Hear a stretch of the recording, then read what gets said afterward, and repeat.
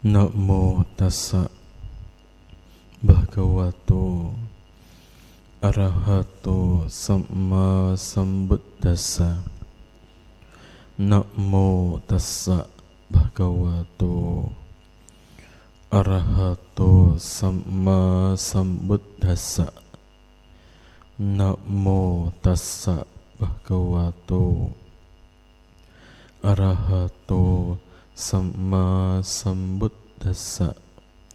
Khanti paramang bodhittika nibbanang paramang wadanti buddha nahi pabajito parupagati samanohoti parang vihirayanto ti.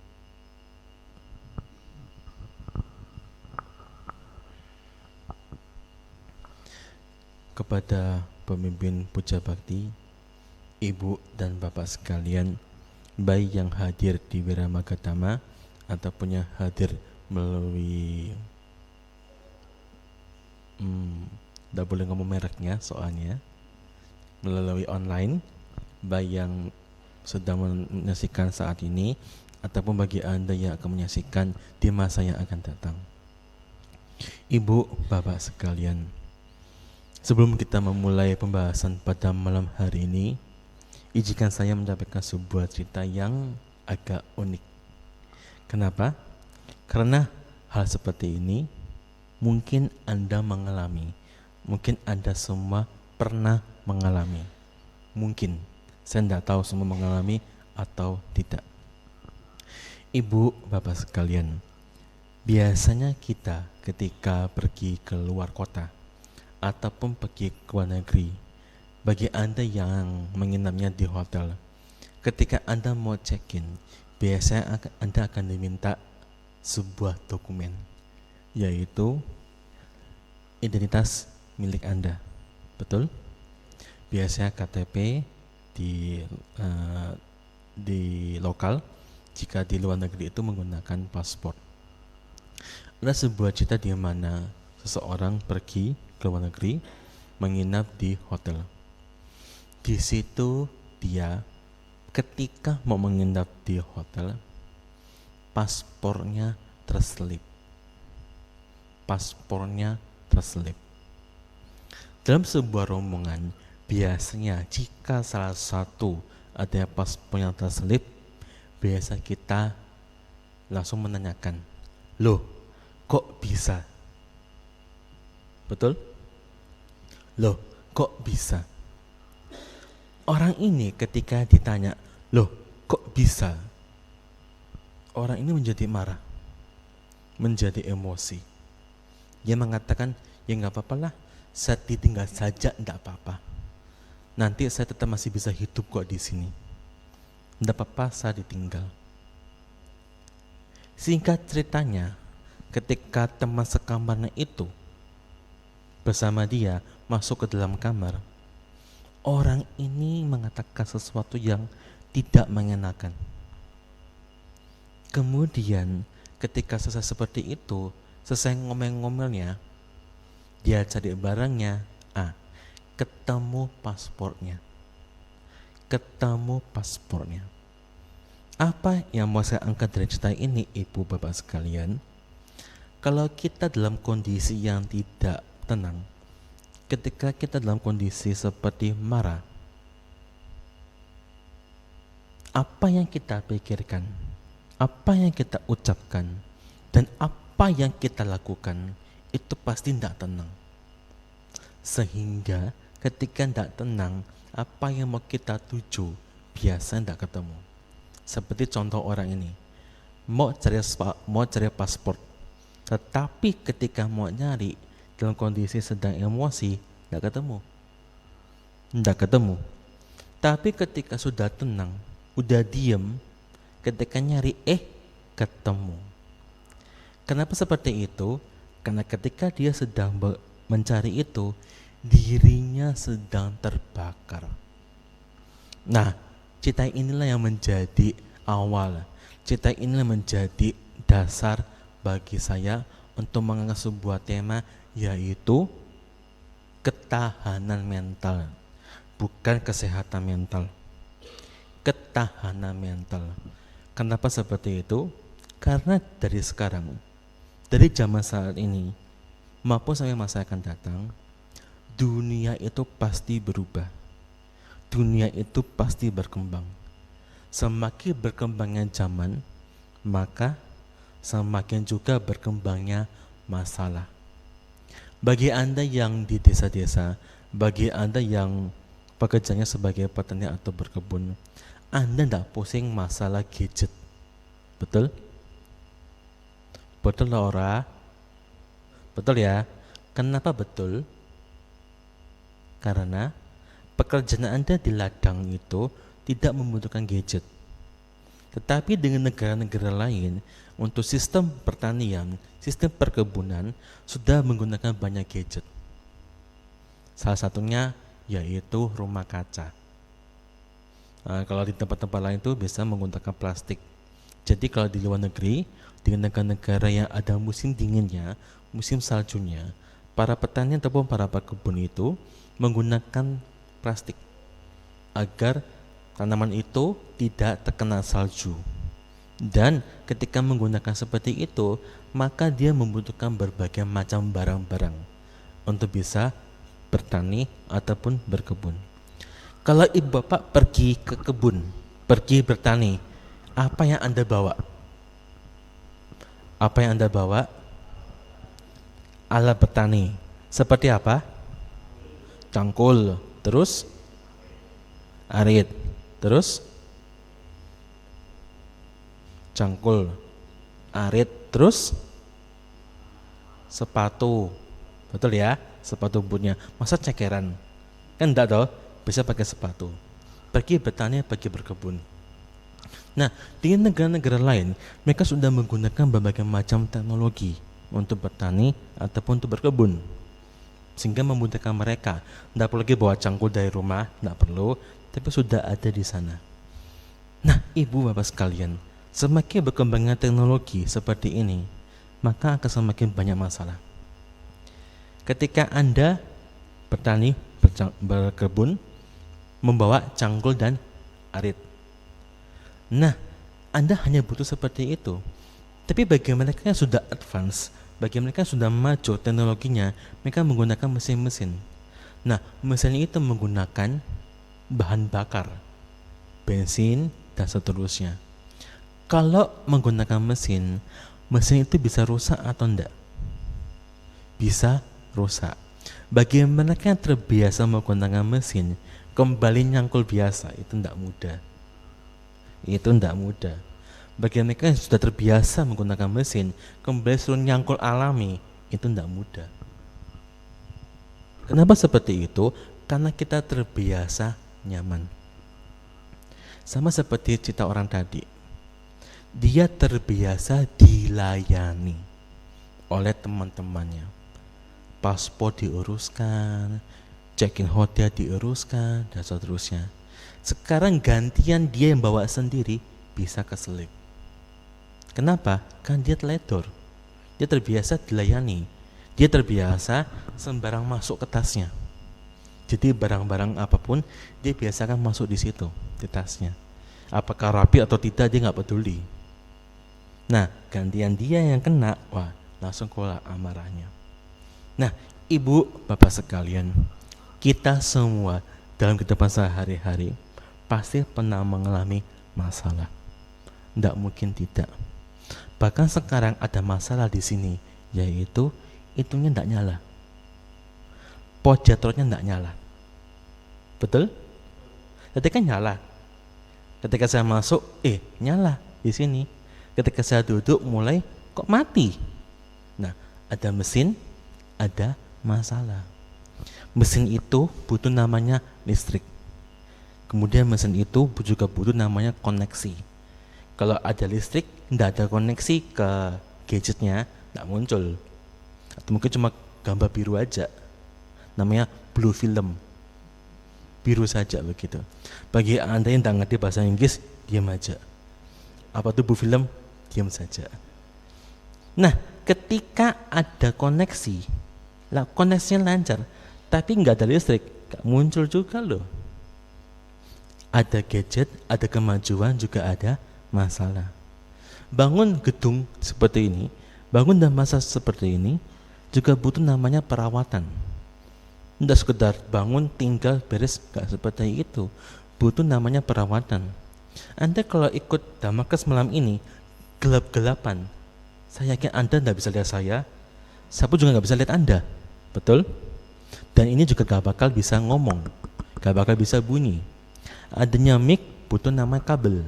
Sekarang ada teknologi namanya wireless. Tapi ada mic butuh namanya speaker juga.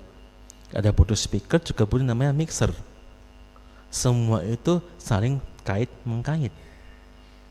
Apalagi tadi saya disampaikan Bante, malam ini Damakesnya via Zoom. Damakesnya via Zoom. Saya mengatakan, lalu kalau pakai Zoom, ngapain saya datang ke sini jauh-jauh dari Jakarta? Ngapain toh? Saya cari di Jakarta aja di kamar saya pakai Zoom, selesai. Oh enggak Bante, berarti tetap di sini. Lalu kalau saya tidak ada masalah menggunakan Zoom, terus siapa audiensnya nih? Siapa sih nonton? Maksud saya di sini diem gini aja? Kan enggak mungkin seperti itu. Oh Bante, tetap ada orangnya. Oh, itu namanya hybrid. Itu namanya hybrid. Campuran, bukan oplosan. Bukan campuran saja, dibagi setengah-setengah lah, hybrid. Seperti ini semua juga membutuhkan adanya kondisi yang membuat dia bisa bekerja. Anda kalau duduk di sini tidak pakai alas itu, duduk di lantai, saya yakin semua pada gerak-gerak pasti. Aduh nggak nyaman, aduh dingin, begitu ya. Nah, Ibu Bapak sekalian, dengan berkembangnya zaman, dengan berkembangnya masalah, di sini kita perlu mengingat dalam Dhamma bahwa kita perlu namanya ketahanan mental. Ketahanan mental. Apa itu tahan Bante? Artinya tahan dalam kondisi yang tidak mengenakan. Ibu Bapak sekalian, pernah nggak lihat orang ketika sedang mendengar ceramah dan ada masalah umek aja? Pernah nggak? Pernah nggak? Atau mungkin jangan-jangan Anda semua itu begitu? Pernah nggak lihat umek aja dalam itu? Kadang dia nggak tahan, nggak bisa tenang. Kadang gerak sana, kadang gerak sini, kadang kepalanya begini. Dan sekarang umeknya dilarikan. Kalau zaman dulu, zaman saya masih kecil, saya lihat orang-orang itu ketika dalam masalah bosen dan seterusnya, dia umek aja. Dia ngajak temannya ngobrol ataupun dia pergi ke toilet. Itu karena dia bosen. Kalau memang masalah ke toiletnya alami nggak apa-apa.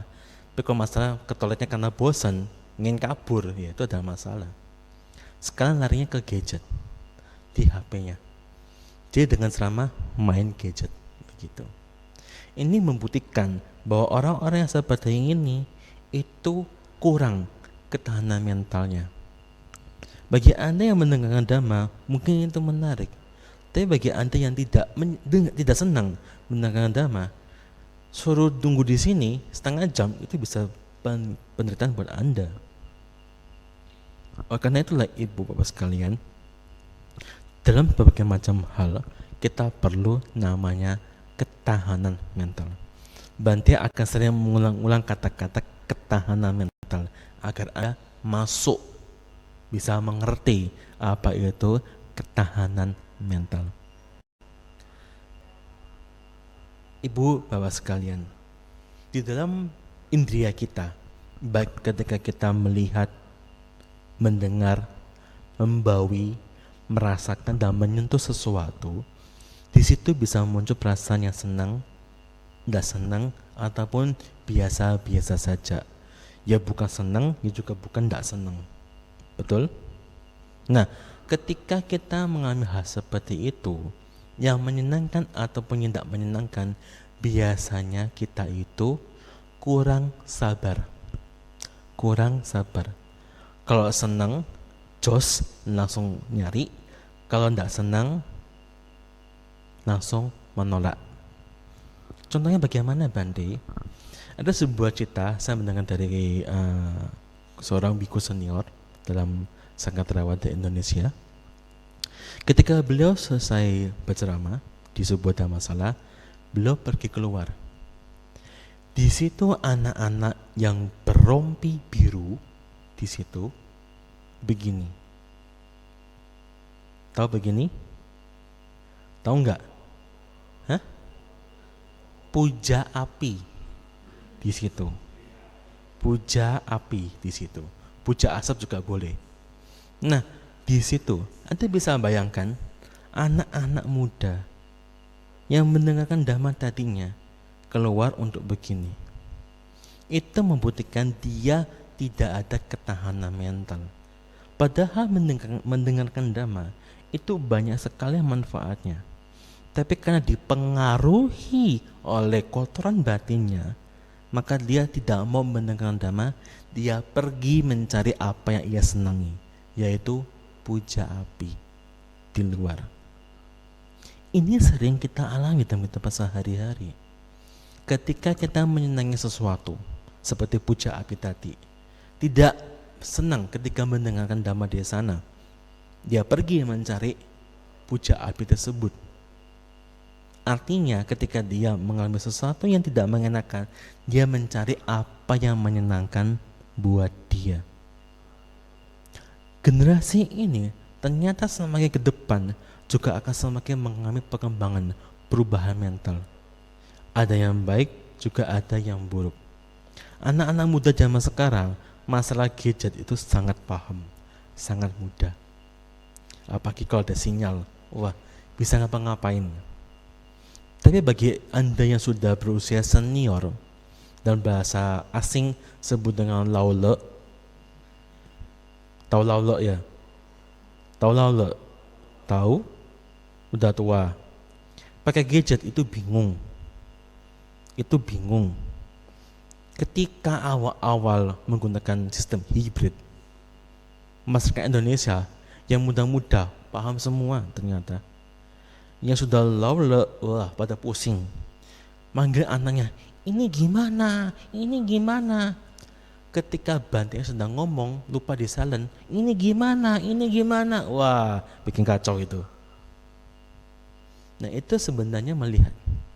Tetapi ketika seperti itu, bagi mereka yang memahami tentang gadget, belum tentu punya ketahanan mental. Ketika mereka punya gadget seperti itu, terkadang bisa ini loh. Tahu namanya? Scrolling. Begini. Sedang via Zoom dengar. Saya tidak seperti ini bukan berarti saya menyindir yang ada di Zoom ya, bukan. Ketika mereka sedang mendengarkan dhamma di sana menggunakan Zoom, mereka ini loh, matikan kameranya, kemudian gini-gini, lihat ada apa. Tapi bagi mereka yang laula, yang tidak ngerti gadget, dah taruh aja dengan baik. Itu membuktikan kita yang sudah lebih advance, lebih maju, belum tentu punya ketahanan mental. Kalau Anda mengetahui seperti itu, terkadang hati merasa sedih. Aduh, kok mendengarkan sesuatu yang bermanfaat, yang berguna untuk pengembangan batinnya, kok enggak mau ya? Malah justru yang merusak dirinya, kok mau? Karena manusia pada umumnya selalu mencari yang senang-senang, tidak mau mencari sesuatu yang kurang menyenangkan, atau bukan pasti biasanya menolak. Nah, kembali lagi kepada ibu sekalian, bahwa ketika kita melihat, kita mendengar dan seterusnya, di sana ada api. Dalam bahasa sekarang disebut dengan menyala. Tapi tidak pakai kata abangku, tidak. Sudah bukti di sini Anda sudah nggak fokus dengan apa yang saya omongkan. Apa saya omongkan tadi di sini barusan? Menyala, tapi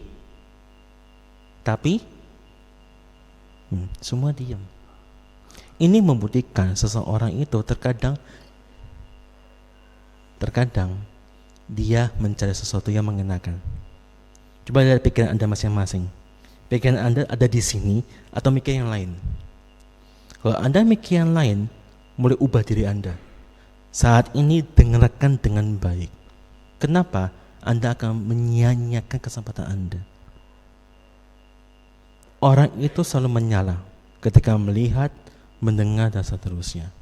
Menyalanya oleh api kebencian, oleh api nafsu keinginan. Biasanya orang ketika seperti ini itu tidak sabaran. Maka Guru Agung Buddha mengajarkan salah satu untuk menghilangkan api-api ini adalah dengan cara bertahan. Kalau Anda dikata-katai oleh orang, dikata-kata yang tidak baik, suka atau enggak suka? Suka.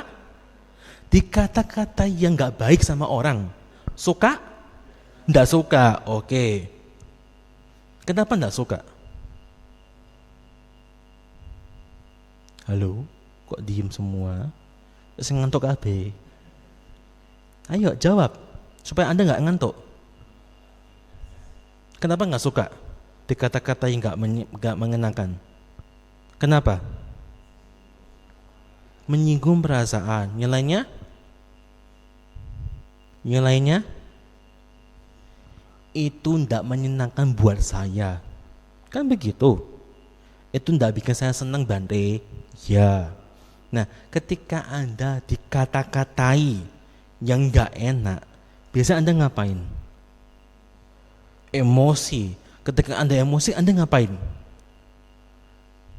Ya pasti toh, emosi sama mereka koncoan itu. Maksudnya ketika Anda marah lah, Anda ngapain? Kalau bisa bales toh, ngomong sesuatu atau menggunakan sesuatu. Nah, ketika kita seperti itu, kita menanam karma buruk yang baru. Ketika Anda sudah berniat buruk, di situ sudah menanam karma buruk yang baru. Nah, ketika orang tidak memahami tentang karma, biasanya dirinya itu gampang untuk ngomel. Ibu, bapak sekalian, pernah suatu ketika ada umat yang datang untuk berkonsultasi dengan seorang biku.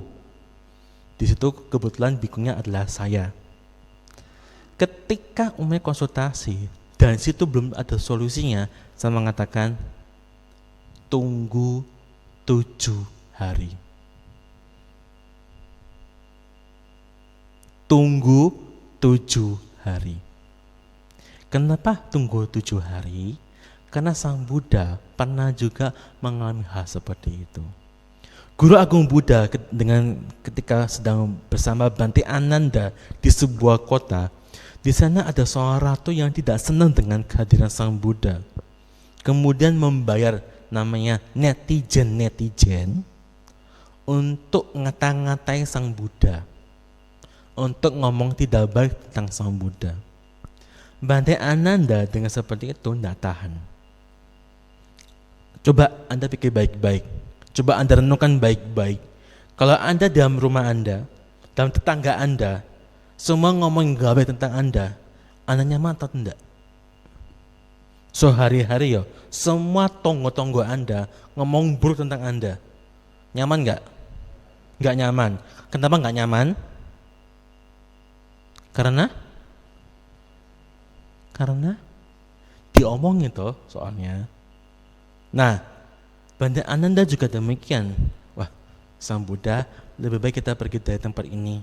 Tempat ini tidak kondusif.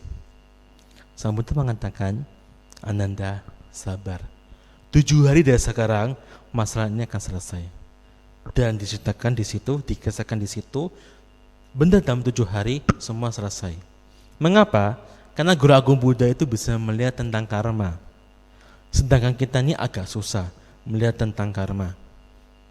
Kalau sudah susah melihat tentang karma, minimal memahami tentang karma. Apa yang dilakukan dengan niat baik akan menjadi karma baik.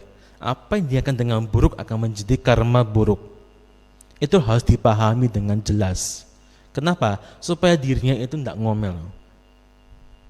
Karena banyak sekarang orang yang suka ngomel-ngomel ketika mengalami hal buruk.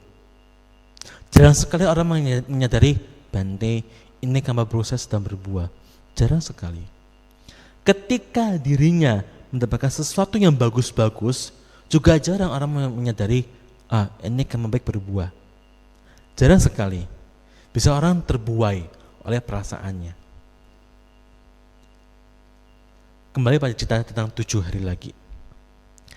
Selesai 7 hari, ketika saya mengatakan itu, orangnya balik datang.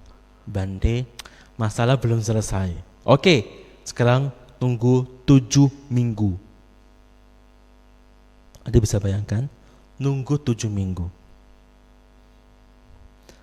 Setelah 7 minggu, orangnya datang kembali. Di situ saya mengatakan, tunggu 7 bulan. Tunggu 7 bulan. Selesai 7 bulan, ternyata orang tidak kembali lagi. Mungkin udah paham kali ya. Nanti ketika datang karena bantengnya disuruh nunggu 7 tahun mungkin ya. Tetapi ibu bapak sekalian, saya menggunakan cara seperti itu karena terkadang masalah-masalah itu bisa selesai pada waktunya. Tidak semua masalah bisa selesai di saat itu, tidak bisa. Semua itu butuh waktu untuk bisa selesai. Ketika kita tidak sabar menghadapi masalah tersebut, disitulah kita perlu latihan, punya namanya ketahanan mental. Salah satu cara untuk punya ketahanan mental adalah belajar nahan diri. Dalam bahasa lain, belajar sabar. Belajar sabar. Namanya kanti dan bahasa Pali. Belajar sabar. Ketika Anda sudah mencoba dengan berbagai macam cara, ternyata masalah itu masih ada, belajar untuk bersabar. Contoh, misalkan kondisi Salatiga di sini kan agak dingin ya, agak dingin. Ketika bulan 7, bulan 8 lebih dingin atau lebih panas? Di sini. Lebih dingin. Ketika Anda yang biasa itu cukup menggunakan baju satu setel tanpa menggunakan jaket, ketika mengalami kondisi yang dingin, jaketnya ketinggalan. Di situ kita mencari cara bagaimana supaya bisa hangat. Ada minum air hangat dan seterusnya. Kita boleh seperti itu, boleh sekali. Tetapi ketika sudah tidak nemu solusi lagi, belajarlah untuk bertahan. Bahkan mencari solusi itu juga butuh namanya kesabaran. Ketika Anda lagi nyari air, mau minum air hangat, itu kan juga butuh sabar toh. Butuh isi airnya, kemudian butuh masak airnya, betul? Betul kan? Itu juga butuh sabar. Mau makan mie instan juga sama, butuh namanya kesabaran. Kadang orang makan mie instan gak sabar itu, dia makan mentah-mentah loh. Pernah ngalami? Atau orang mudeng kabeh iki? Pernah ngalami enggak? Makan mie instan mentah-mentah? Pernah. Kenapa makan mentah-mentah? Ya? Wis luweh Bante soalnya udah lapar Bante. Iya. Nah, wis lapar itu ketika tahu mie instan itu dia makan mentah. Biasa orang ketika makan mie instan itu biasa dia masak. Betul kan? Bisa dia masak. Lek wis ora ana kompor, lek wis ana ora alat-alat untuk masak, baru makan mentah-mentah. Seperti itu. Tapi lek wis ana kompor, ora mau masak, iku jenenge males. Iya toh? Jenenge males. Bahkan sekarang orang-orang itu banyak membenarkan kemalasan dirinya. Terus lah Bante rapopo lah kayak gini. Loh, iku lek dilakukan bendino jadi kanker loh. Loh kok iso? Kanker iku jenenge kantong kering. Lek Anda bendino toko Indomie, entek duweke.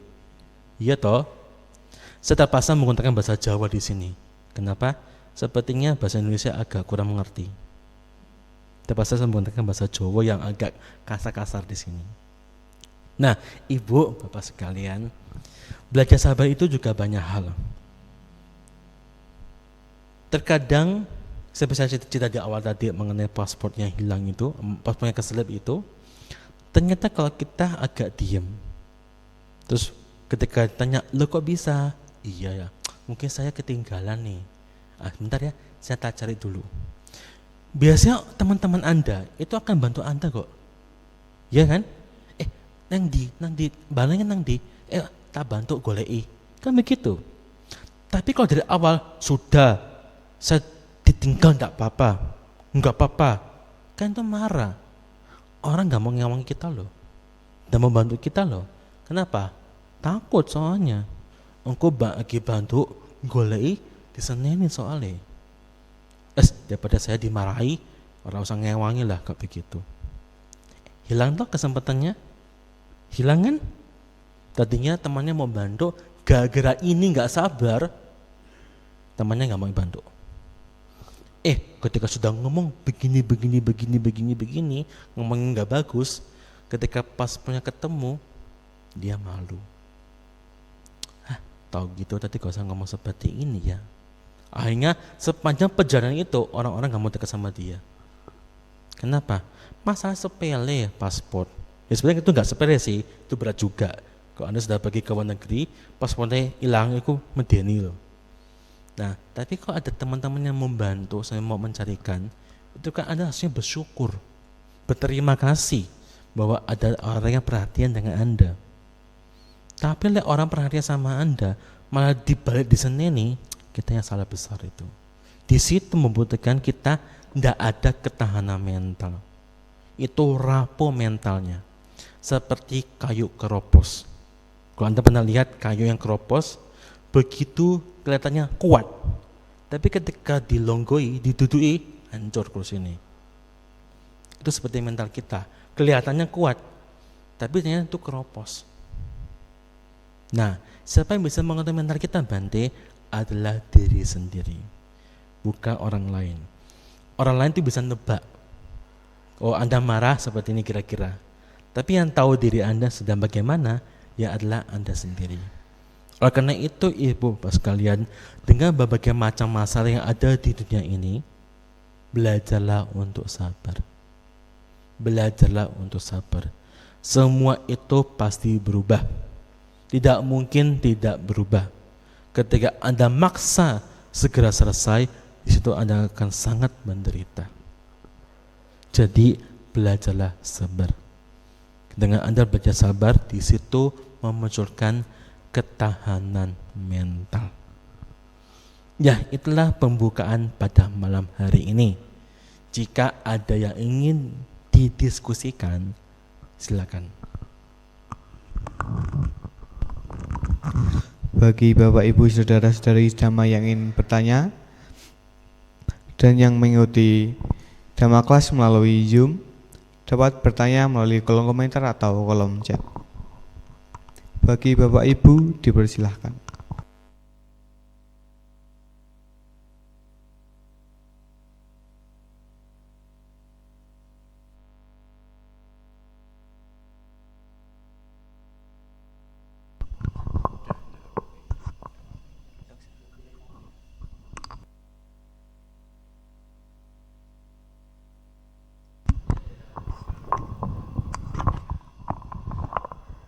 Selamat malam Bante.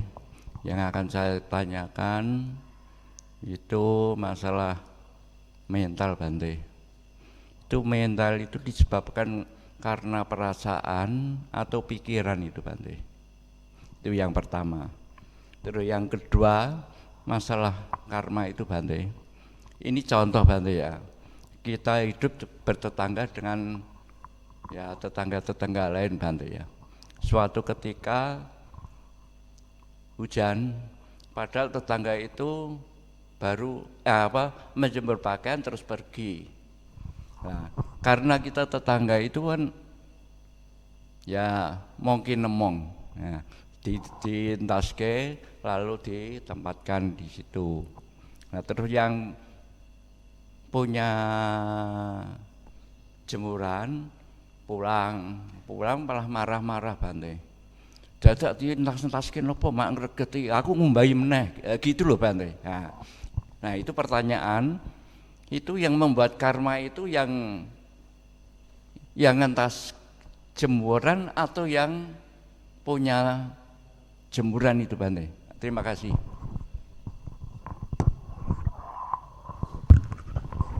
Bante, apa itu mental? Mental itu dari perasaan atau dari pikiran? Itu pertanyaannya. Mental itu dibentuk dari berbagai macam kondisi. Satu, perasaan. Kedua, pikiran kita. Kemudian ada indera atau sistem dalam tubuh kita, dalam mental kita yang namanya mengenal sesuatu. Dalam bahasa umumnya yaitu persepsi. Dan terakhir adalah kesadaran pengetahu. Dalam bahasa Pali disebut dengan Vedana, Sanya, Sangkara, dan Winyana. Semua ini berproses, saling bekerja. Ketika kita ada fisiknya, bisa lihat sesuatu, situ ada perasaan menyenangkan atau enggak menyenangkan ataupun netral. Di situ ketika melihat sesuatu, kayak tahu itu apa. Dan ketika tahu, di sini sudah mulai berpikir dan seterusnya. Semuanya bekerja jadi namanya mental.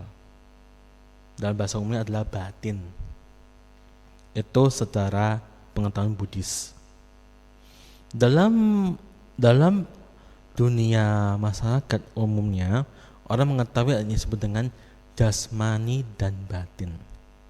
Jadi apapun yang ada dalam diri Anda yang tidak kelihatan itu bisa orang sebut dengan kata-kata batin.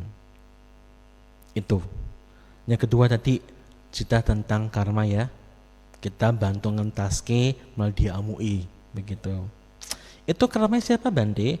Dua-dua membuat karma. Yang satu buat karma baik, yang satu buat karma buruk. Yang satu punya niat baik, yang satu punya niat buruk. Yang satu karma baiknya berbuah karena dibantu dientaske. Yang satu karma buruknya berbuah diseneni ambil orangnya. Jadi dua-dua punya karma. Karma itu bukan salah satu, karma itu dua-duanya. Ketika kita punya niat membantu, karma baik telah terjadi di situ. Ada niatnya, ada tindakannya. Ternyata pulang diseneni ambil itu. Ora apa-apa wis ora ditaske engko tak umpamane ngono-ngono kan. Nah, itu kita dimarahi ya karma buruk kita berbuah. Mungkin dulu kita juga seperti itu sama orang lain. Mungkin ya. Yang satu orang itu sebenarnya enggak tahu terima kasih. Diewangi terima kasih begitu. Ya, di situ sisi ketika dia marah-marah, ketika dia lihat kok jemurnya orang ono di situ, malah di tempat lain muncul itu nggak senang, sudah bikin karma buruk. Tambah ngomong ke orang yang itu, bikin karma buruk lagi.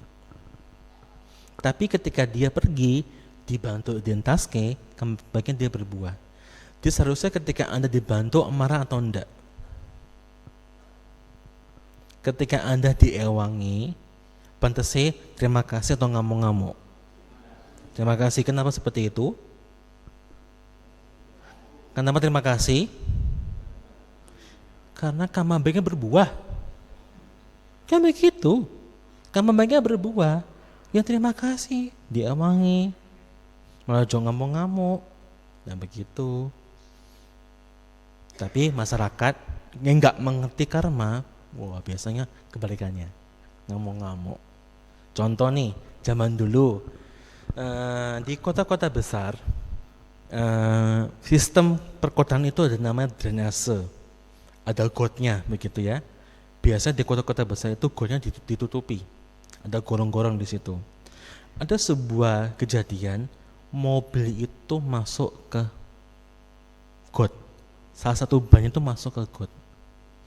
Nah, di situ ada berbagai macam orang. Ada tukang servis, ada penjaga parkir, dan ada customer yang lagi servis. Nah, ketika customernya lihat customer bengkel itu sama yang punya bengkel itu lihat mobil itu masuk, mereka otomatis ngewangi. Bantu. Tukang parkirnya juga bantu. Dibantu diangkat bisa keluar. Ban satu bisa keluar. Ketika si punya bengkel kembali, ketika yang punya mobil bilang terima kasih, ketika customer ini mau pulang, customer ini dipukul helmnya oleh si tukang parkirnya. Lain kali ojo sok-sokan. Loh, sok-sokan kenapa? Ternyata tukang parkir ini mau malak. Jadi orang sudah kena musibah, mau dipalai loh, dimintai duit. Itu kejadian di mana-mana. Itu namanya orang mencari kesempatan dalam kesusahan orang lain. Itu juga menjadi sebab orang-orang banyak korupsi. Orang sedang susah, ada bantuan, dikorup sama dia, dijalui dikit-dikit sama dia. Pernah begitu enggak? Gak usah ngaku. Kalau pernah begitu, hati-hati, karma buruknya sangat besar. Kok bisa? Dalam cerita Buddhis, Raja Bimbisara dulunya beliau punya keluarga yang merupakan anggota-anggota pejabat istana. Ketika ada bantuan untuk masyarakat, keluarganya ini ngambil jatah, dikasih sekilo, diambil dikit masuk sini, jadi berkurang sekian gram. Itu dilakukan terus menerus. Hasilnya mereka menjadi makhluk peta, makhluk gentayangan, kelaparan. Setelah sekian lama mereka bertemu dengan Buddha, dengan beberapa Buddha, tidak bisa ditolong. Mengatakan nunggu zamannya Buddha Gautama. Di situ baru bisa dibantu. Anda lek sedinoi orang makan orang minum, pusing enggak? Sadino orang makan orang minum, pusing enggak? Ngeluh enggak? Ngeluh? Kan tadi berarti bawa cerita tentang ketahanan mental. Ngeluh ya? Pusing toh ya? Marah ya? Bayangkanlah itu jutaan tahun. Bayangkan itu jutaan tahun. Anda kudu lapar, ngelak terus. Itu tidak alami orang ini. Itu karena kejadian tadi itu. Orang udah susah, dibantu, dipalai. Karma buruknya sangat besar. Nah, jadi sudah mengerti ya tentang karma di sini.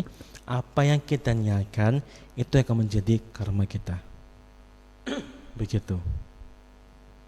Oke, ada pertanyaan lain? Boleh.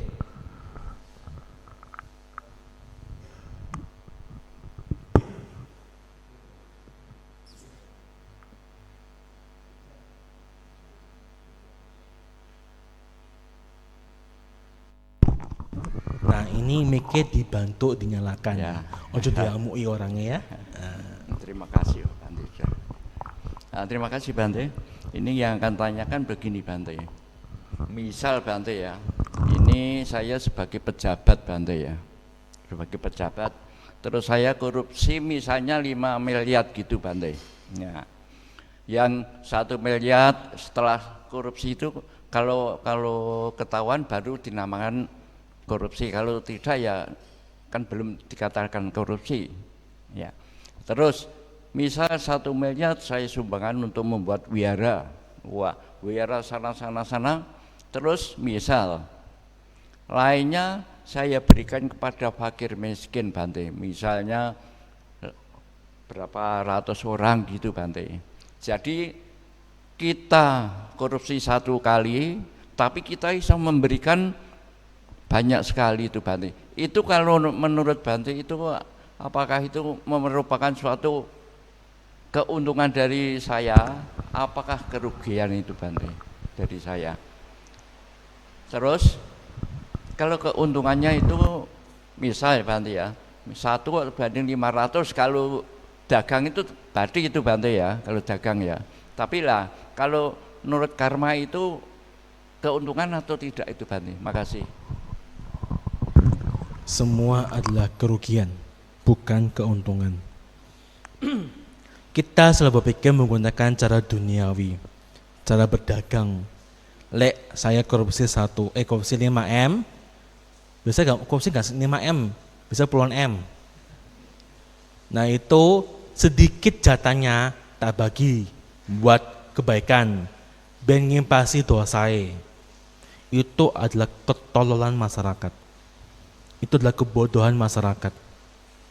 Sopo sing iso ngimbangi? Ora ono. Sopo sing ngapus dosa? Ora ono. Ketika dia korupsi, di situ sudah membuat karma buruk yang besar. Loh, Bante kan saya bantu-bantu. Iya. Kalau Anda tahu masalah kasus pencucian uang, ketika ketahuan uang itu larinya kemana? Misalkan saya gelapkan uang, kemudian uangnya tak sumbangkan buat wihara. Wihara nanti dituntut untuk kembalikan uang tersebut juga. Wihara kena getai. Orang-orang yang terima uang itu juga akan dituntut untuk kembalikan. Keuntungan atau kerugian? Kerugian semuanya. Tidak ada keuntungan. Keuntungan hanya ada di saat itu. Lebih baik kita memberi sedikit tapi itu bagus, daripada kita memberi banyak tetapi itu buruk. Lebih baik kita punya dana sedikit tapi bisa berbuat baik dan tidak ada beban hati, daripada kita berbuat sesuatu yang besar, di dalam hati ini selalu ada gelisah, tidak tenang. Ketika kita punya uang sedikit, kemudian misalkan dana makan di wihara, hatinya bahagia atau tidak? Ada beban tidak? Tidak ada.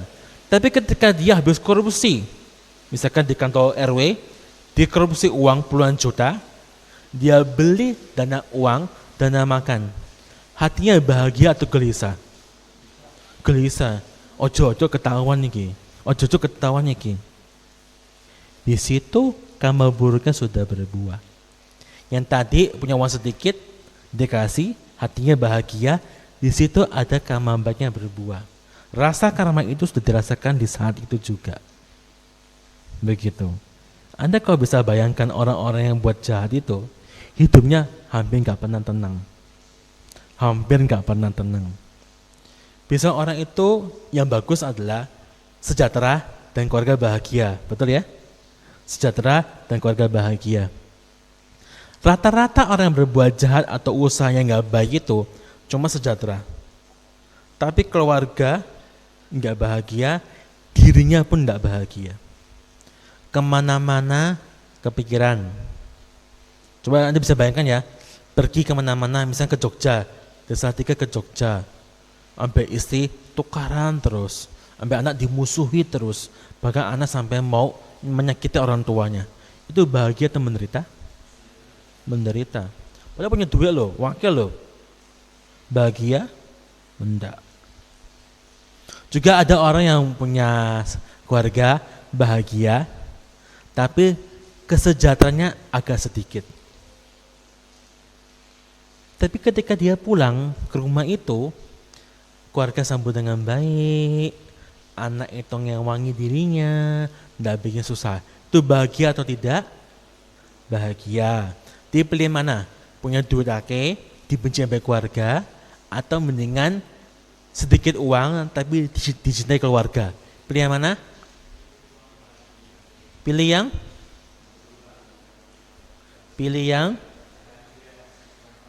yang pertama. Itu yang kedua. Nah, yang pertama, ada yang mau pertama enggak?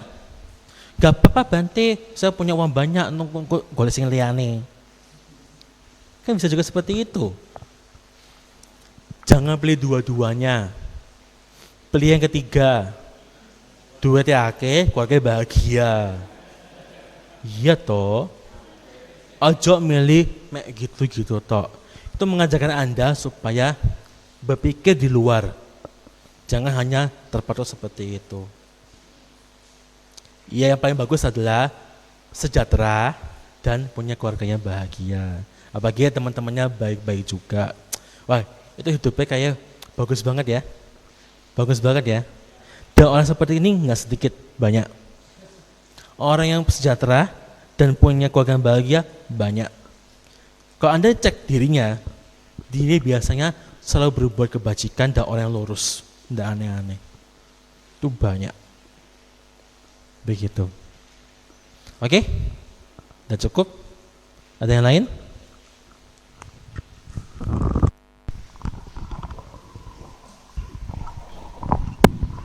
Ya, terima kasih Bante. Tadi telah dibahas tentang ketahanan mental ya Bante ya. Kemudian sering juga dikatakan, ini maaf juga ya, katakan wah Mbak Yos tahan uji lah. Ini saya mau membedakan, mau tanya apakah perbedaan antara tahan mental sama tahan uji itu sumbernya sama enggak Bante? Terima kasih Bante, singkat aja. Tahan mental berarti mentalnya punya ketahanan. Tahan uji berarti ujinya punya ketahanan. Ngerti? Ngerti enggak? Uji itu adalah Anda diuji, dicoba oleh yang di luar. Betul? Tapi ketika ketahanan mental itu datangnya dari luar dan dalam. Dari luar dan dalam. Kalau orang punya kebiasaan ngerokok, terus gak ngerokok, itu pasti ini gatal. Dan ada pasti punya pikiran, aku pengen rokok, aku pengen rokok, aku pengen rokok. Itu diuji atau tidak? Diuji atau tidak? Diuji. Siapa yang nguji dia? Itu bukan nguji namanya. Nguji itu dari orang lain. Cobaan. Dicoba dari orang lain namanya itu. Dari diri sendiri. Nah, ketika dirinya sadar, punya kekuatan dirinya, aku lagi dengar ceramah, tidak boleh ngerokok, harus tahan. Aku mulai baru ngerokok, itu enggak, jangan. Itu jangan. Nah, maksudnya, sekarang lagi dengar ceramah, gak boleh ngerokok. Pulang, juga jangan ngerokok. Kenapa? Ngerokok duitnya entek soalnya. Di situ dia belajar melawan dirinya sendiri, melawan nafsunya sendiri, dan itu tidak mudah. Itu tidak mudah. Bagi Anda yang tahu orang-orang ngerokok itu susah loh. Begitu bisa langsung berhenti ngerokok itu jarang. Bisa orang, ya Bante, saya mau coba berhenti ngerokok, yaitu dengan cara ngurangi jumlahnya. Yang biasa sehari 12, sekarang 11, besok 10, besok songong dan seterusnya. Tapi kalau orang punya ketahanan mental yang kuat, dia akan mencoba langsung stop di situ. Belajar stop di situ, saat itu langsung stop, itu tidak mudah. Nah, orang yang bisa berhenti di situ, tidak berbuat yang buruk-buruk, itu yang punya ketahanan mental. Bisa ngelawan kotoran batinnya itu. Bisa tidak ikut oleh kotoran batinnya itu. Itu sangat luar biasa. Anda sedang marah-marah, belajar ngempet supaya nggak ngamuk balik, susah loh. Ibu-ibu suka ngomel nggak? Ibu-ibu suka ngomel nggak? Enggak. Suka marah nggak? Suka marah? Waduh.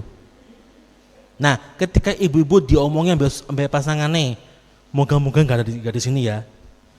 Ketika pasangannya ngomeli, melok marah atau melok meneng? Melok marah atau melok meneng? Lebih marah. Padahal pasangan Anda ngomongnya baik-baik loh. Bu, kok kayak kurang asin ya Bu?